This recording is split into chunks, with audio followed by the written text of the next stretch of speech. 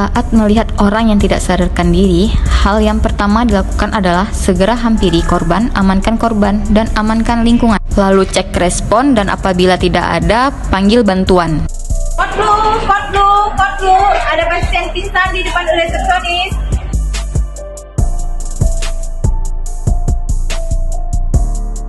Pada saat mendengar kode blue diaktifkan, tim kode blue segera menuju lokasi.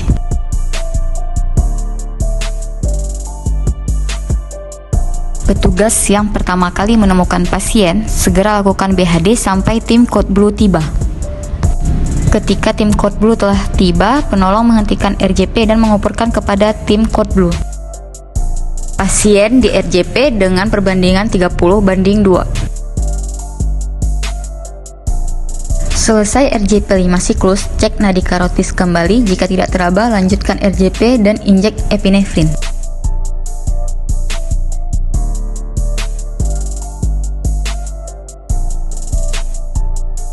Setelah RJP 5 siklus kedua, cek nadi karotis, nadi teraba, pasien ROSC. Hubungi ambulan untuk merujuk pasien ke rumah sakit terdekat.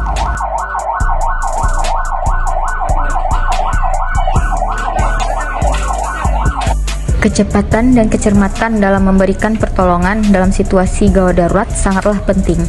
Hal ini ditujukan agar pasien dapat segera mendapatkan pertolongan secara maksimal. Untuk itulah tim Kode Blue terbentuk karena setiap waktu sangatlah berharga.